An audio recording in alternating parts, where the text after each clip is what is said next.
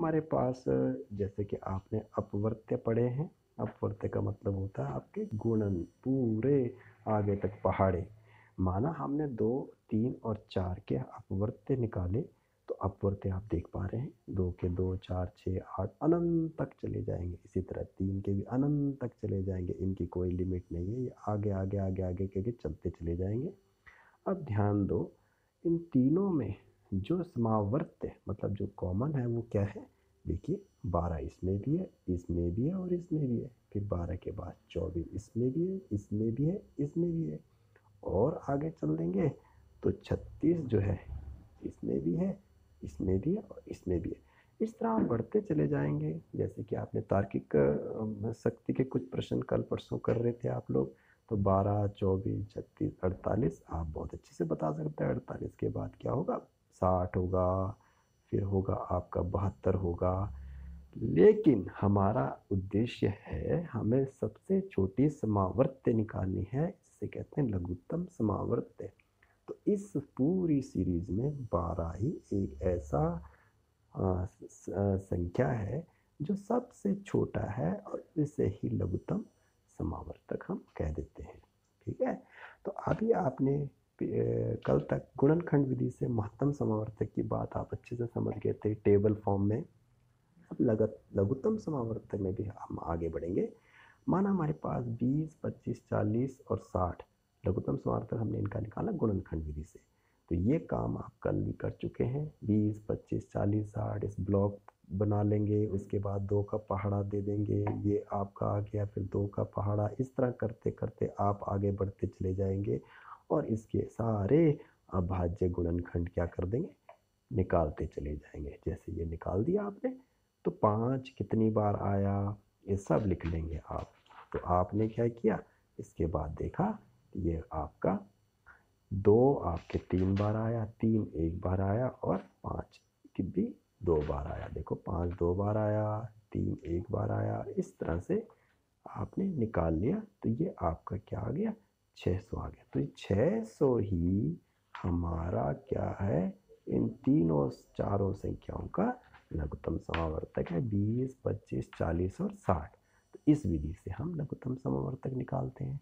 लेकिन हमें परीक्षाएं देनी, तो उसमें हमें एकदम शॉर्टकट तरीके देखने होंगे, जिसमें कि हम इतनी बड़ी संख्याओं का गुणनखंड करते हुए न निकालते हुए कुछ संख्याओं को सीधे से ही देख के आप उनका क्या निकाल लेंगे? लघुत्तम समावर्तक निकाल लेंगे। तो पहली ट्रिक है, अगर आपके पास इस तरह की संख्या दे रखी है 12, 24, किसी तरह की संख्या दे रखी है, हम सबसे छोटी संख्या देख लेंगे 12 और सबसे बड़ी संख्या देख लेंगे 72। अब 12 का पहाड़ा 72 में जाता है। 12 हाँ 12 पंजे 60, 12 छक्के 72, तो इसे हम छोड़ देंगे। फिर दूसरी संख्या देखेंगे 24, 24 का पहाड़ा 72 तक जाता है। हाँ 24 दिया 72, इसे भी छोड़ देंगे। अब 36 का पहाड़ा 72 तक जाता है। हाँ 36 के हम 36, 36 दूना 72, इसे भी छोड़ देंगे। तो हमारा लघुत्तम समावर्तक जो सबसे बड़ी संख्या है वही हो गई है। और इसको हम क्या करेंगे? गुणनखंड विधि, इतनी लंबी प्रोसेस को नहीं करेंगे और हमारा लघुत्तम समावर्तक आ गया 72। ये थी पहली ट्रिक। अब हम दूसरी ट्रिक की ओर बढ़ेंगे। दूसरी ट्रिक में माना हमारे पास इस तरह से संख्याएं 20, 45, 60, 80, 90 और 120। तो पहली वाली प्रोसेस जैसे हमने पहले किया, उसी में सबसे छोटी संख्या देख लेंगे 20, 20 और सबसे बड़ी 120। 20 का पहाड़ा 120 में जाता है। हाँ लगभग जाता ही है। 20 दूना 40, 20 छिके 120, तो इस 20 को हम सीधे काट देंगे। अब दूसरी संख्या, अब 45, 45 का 120 में नहीं जाता, तो उसके नज़दीकी दूसरी संख्या देखेंगे। 120 से छोटी 90 है, तो 45 का 90 में जाता है भाग? बिल्कुल जाता है। तो इस 45 को भी हम छोड़ देंगे। अब 60, 60 का देखेंगे किस में जाता है भाग? बड़ी बड़ी संख्या में भी देखें, जो बची हुई संख्या सारी संख्याओं में देख लीजिए। 60 का पहाड़ा 120 में जाता है 2 बार, तो इस 60 को भी छोड़ लेंगे। अब 80 का पहाड़ा 90 का, 80 का पहाड़ा 90 और 120 में जाता है? नहीं जाता। 90 का पहाड़ा 120 और 80 में जाता है? नहीं जाता। तो हम ये 3 संख्याएं छोड़ देंगे और इन 3 संख्याओं का लघुत्तम समावर्तक ही निकालेंगे। और इतनी बड़ी प्रोसेस, इन 3, 20, 45 और 60 को छोड़ देंगे और इनका लघुत्तम समावर्तक क्या हो गया? 720 हो गया। आप करके देख सकते हैं। जैसे गुणनखंड विधि से अभी ऊपर किया, तो इससे हम इन 3 संख्याएं छोड़ते हुए आगे चलेंगे। अब नंबर तीसरी ट्रिक ऐसी है, माना हमारे पास ऐसे 12, 18, 36, 7, 6, तो वही प्रोसेस निकालेंगे। 6 का पारा सबसे बड़ी 36 में जाता है तो 6 को भी छोड़ देंगे। 18 का पारा 36 में जाता है, 18 को भी छोड़ देंगे। 12 का पारा 36 में जाता है, 12 को भी छोड़ देंगे। लेकिन 7 का पारा 36 में नहीं जाता। और दूसरी बात यह है, 7 एक अभाज्य संख्या है, इसके गुणनखंड संभव नहीं है। तो इसलिए अगर हमारी प्रोसेस में अभाज्य संख्या आ गई, तो हम उसको सीधे ही सबसे बड़ी संख्या से गुणा कर देंगे और हमारा 252 ये उत्तर लसाव आ गया। अब चौथी ट्रिक, माना हमारे पास बड़ी बड़ी संख्या है 120, 200, 360, 445, लेकिन सबके साथ 0 0 लगा हुआ है। 0 0 0 0, 1 0 हो, 2 0 हो, 3 0, कुछ भी हो सकता है। 1200 हो सकता है, 2000 हो सकता है, 3600 हो सकता है, 4500। हम थोड़ी देर के लिए 0 को एक तरफ रख लेंगे, 0 को दिमाग से हटा लेंगे। तो हमने 12, 20, 36 और 45 का ही लघुत्तम समावर्तक निकालेंगे। तो लघुत्तम समावर्तक इन चारों का क्या आया, 180 आया। तो हम जो 180 में बस एक शून्य और बढ़ा देंगे, वही हमारा लघुत्तम समावर्त हो जाएगा। अब आखिरी ट्रिक की तरफ बढ़ते हैं, और सेकंड लास्ट ट्रिक। अब माना हमारे पास इस तरह की कंडीशन है, 36, 45, 64, 75।